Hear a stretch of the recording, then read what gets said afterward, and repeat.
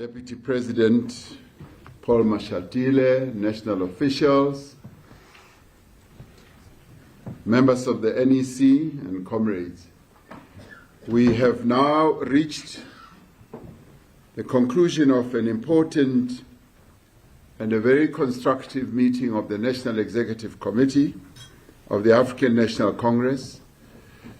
The meeting that is now concluding focus on issues of the renewal of the African National Congress and how we should promote integrity and ethical conduct in the ranks of the ANC.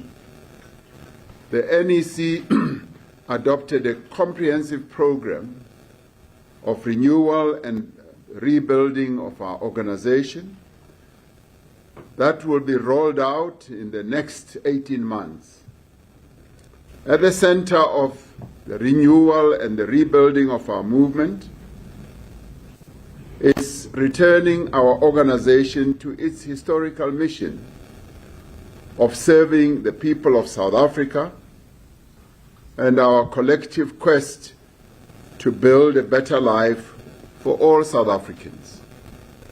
The NEC therefore resolved that we will focus on our branches, our public representatives and our leadership at local, provincial, regional, and national level will focus on the immediate tasks of the National Democratic Revolution as set out in our manifesto. Accordingly, we must continue the transformation of our country to create work and opportunity and to end poverty and hunger and to ensure that all South Africans, men, women, and children are able to live in peace and safety. During these 5 years, working together, we're therefore going to continue implementing a jobs plan to put more South Africans to work. We are building our industries, developing our infrastructure, and investing in our inclusive economy. We are also taking a number of steps to tackle the cost of living, investing in our people, and improving the provision of affordable services to our people, particularly in water and electricity. We are working to defend democracy and advance the freedom that we fought for and to continue to build a better Africa and a better world. The NEC's deliberations on rebuilding our organization culminated in a practical roadmap to rebuild the organization from the ground up so that we have branches with active members, branches with a quality set of cadres to advance the interests and the tasks of our revolution. We have always said that the strength of the ANC lies in its footprint in every ward throughout the length and the breadth of our country, in urban areas, peri-urban areas, in towns, in cities, in metros, in villages, and in rural areas. This is borne out by the fact that despite our electoral setback in 2024, the ANC still commands an outright majority in over 14,000 of the 23,000 voting districts in our country. We decided that our renewal program should focus on rebuilding branches so that they become vibrant branches and activist branches with clear programs of action that address the interests of our people. In doing this, we are guided by the words of Amilcar Cabral, who famously asserted in 1965 that we must always bear in mind that the people are not fighting for ideas, for things that are in anyone's head. They are fighting to win material benefits, to live better and in peace, to see their lives go forward, to guarantee the future of their children. And he said this in his well-known treatise, which said, "Tell no lies, claim no easy victories." Accordingly, the NEC resolved that our program to build ANC branches must ground them in the everyday struggles of ordinary South Africans to overcome poverty and inequality and to create inclusive local economic development and jobs in communities. The ANC and the ANC Women Youth League branches must support young people to identify opportunities for further study, for internships, and for work opportunities offered by government and the private sector. ANC branches must work actively to support the provision of affordable services and payment for use of water and electricity. They should promote ongoing maintenance and protection of local public infrastructure. The NEC, in its work with branches, will ensure that they work with the local government and civil society to promote clean and green communities with food gardens and parks for children to play in. Our branches must promote healthy lifestyles and community cohesion through getting members of our communities to participate in sports, arts, and culture so we can combat gangsterism, drug and alcohol abuse. ANC branches must work with school governing bodies to ensure that quality learning and teaching does take place in our schools. Our branches must mobilize parents to ensure that children are in school on time and that they should do their homework. ANC branches must work with community health workers and other social practitioners to identify vulnerable families and elderly individuals who need support and assistance from public health services. There are ongoing mobile outreach programs by Home Affairs, SASSA, and the Department of Employment and Labor that are aimed at making services accessible to communities. The NEC agreed that it must be one of the tasks of an ANC branch to mobilize community members to take advantage of all these opportunities that are offered. The NEC resolved that in order to build public participation, to encourage accountability and advance democracy, we will ensure that our elected public representatives, namely councillors, members of parliament, members of provincial legislatures, focus on engaging members of the community more actively and closely. These public representatives will be required to hold regular public meetings to address matters of local concern, available government services, and explain policy matters under consideration at government level and nationally. The NEC emphasized that crime, gangsterism, and gender-based violence and femicide remain priority issues for communities.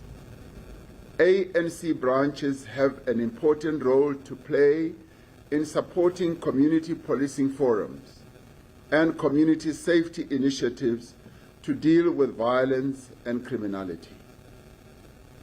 The NEC decided that As we approach the 16 days of activism, ANC Women's League branches must use this opportunity on gender-based violence and femicide to ensure victims have access to services and are supported in court proceedings. We must also take forward initiatives that conscientize men and boys against toxic masculinity and the use of violence to solve problems.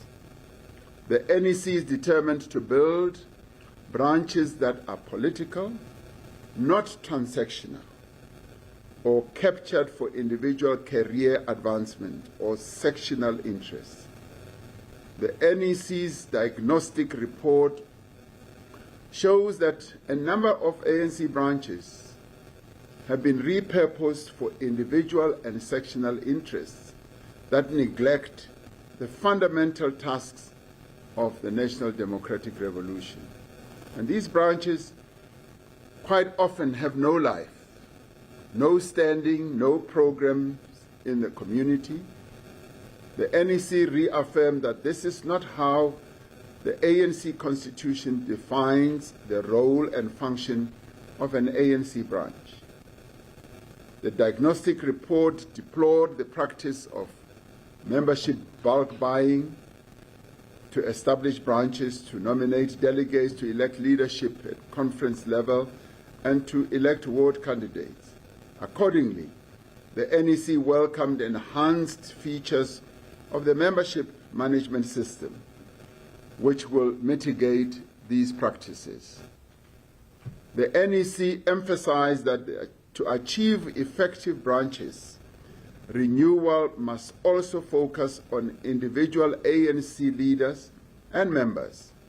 This includes raising the intellectual capacity and enhancing the moral and ethical orientation of ANC leaders and members as well. It is in this context that we will tomorrow launch the ANC Foundation course, the course that will be compulsory for every ANC member, every public representative and leader, starting with members of the National Executive Committee itself. The NEC agreed that the living embodiment of a renewed ANC will be members and leaders who show exemplary conduct in society through their service to the people of our country, through hard work in carrying out their duties, whether in government, in the community, or in the organization, and who will continuously uphold the core values and principles of the African National Congress. In the face of rising populism and other negative tendencies, the NEC agreed that ANC structures will mobilize all South Africans in a campaign to combat the demons of racism, tribalism, sexism, ethnic chauvinism, homophobia, and related intolerances in our country and organization. The NEC resolved that the third element of renewal is about instilling integrity, ethics, and organizational discipline. The Integrity Commission is the custodian of the values and ethics of the African National Congress. It must therefore ensure that ANC members and leaders uphold the values and ethics of the organization at all times in their political, public, and personal lives. The Commission deals with ethical and political complaints against members and serves as an advisory body to the NEC on matters affecting the public image and reputation of the ANC. This special NEC considered the important work of the Integrity Commission and adopted amendments to the terms of reference of the Integrity Commission and the step-aside guidelines. This will provide greater clarity and focus to the work of the Integrity Commission. The NEC considered all reports of the Integrity Commission for the period 2019 to 2024. The NEC noted that several reports have been implemented, whilst others have been overtaken by some events. The NEC directed the Secretary General to process those recommendations that were accepted by the NEC and to provide a report to the Integrity Commission on these matters.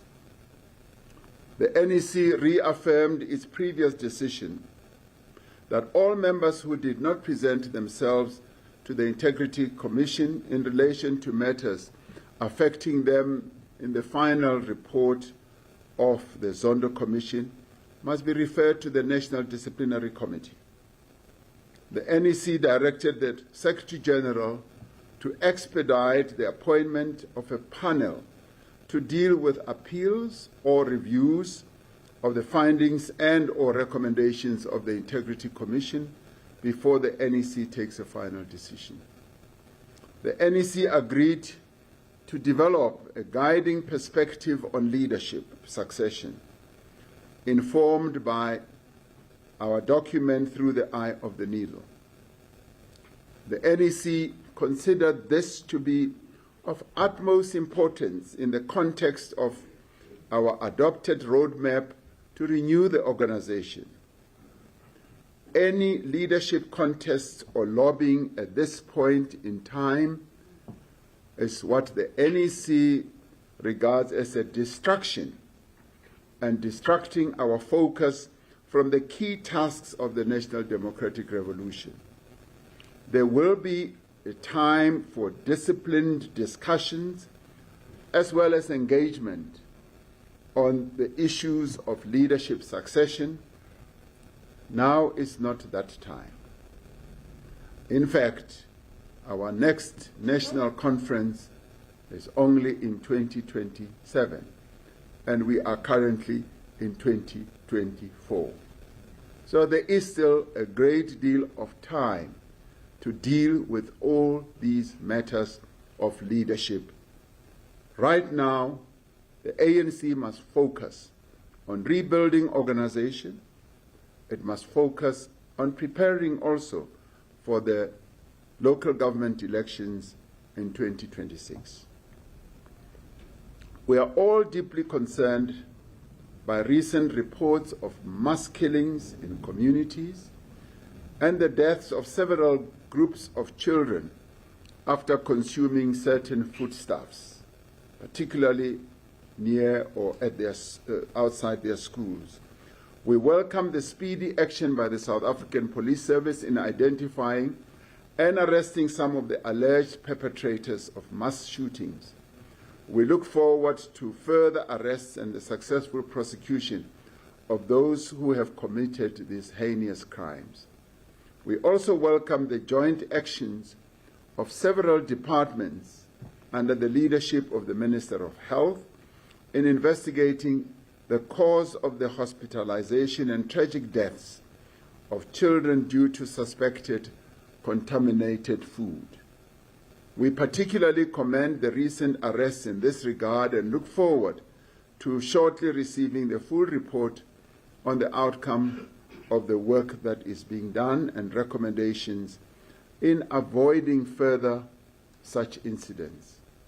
The NEC calls on government to move swiftly to adopt regulations for the legal operation of spaza shops, where a number of these children would have bought some of these foodstuffs. We welcome the appointment of the electoral panel to explore options of how to further strengthen our electoral system. The ANC will make its submission to the panel and obviously share the proposals with our members and the public. The meetings of this National Executive Committee continue to be a really great and wonderful platform of deep and meaningful discussions that are conducted in a very comradely manner and comradely atmosphere where those who rise to speak, and many of them, in fact, almost every member of the NEC, who has risen to speak on all the issues that were under discussion, made very rich contributions. And NEC members are clearly showing that they are taking their work and responsibility very seriously. It is, for me, a real joy to be in meetings of the National Executive Committee. And I want to commend you all, members of the NEC, for participating in the manner that we all do in NEC meetings. Of course, under the very able and effective chairship of the national chairperson. Thank you very much.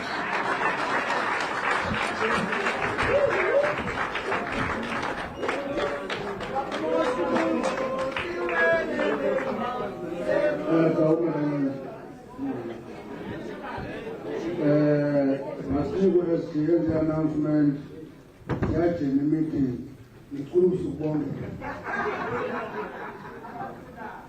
thank you, comrades. Thank you, comrade president. Pata Ramaphosa, Pata. Kokela Ramaphosa, Kokela. Comrades, from here we move to the lecture of Oliver Tambo, all of us, starting with the national chair. Deputy President, all of us and NEC members. We started this morning with a wreath laying led by the national chair. He woke up at 4 o'clock. He was at church by 7 a.m. So, comrades, we are moving to the lecture, which will start at 6 o'clock. And then tomorrow, the last thing, the unveiling of ANC Foundation course program will start at 10, not 9. 10 o'clock because we think you comrades have worked today. So 10 o'clock exactly in the same room, we will begin. I think you'll get copies of the program. Oh, thank you, we are efficient. Thank you very much, National Chair.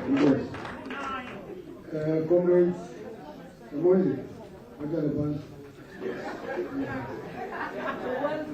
comrades, thank you very much for fruitful 4 days. The meeting is adjourned.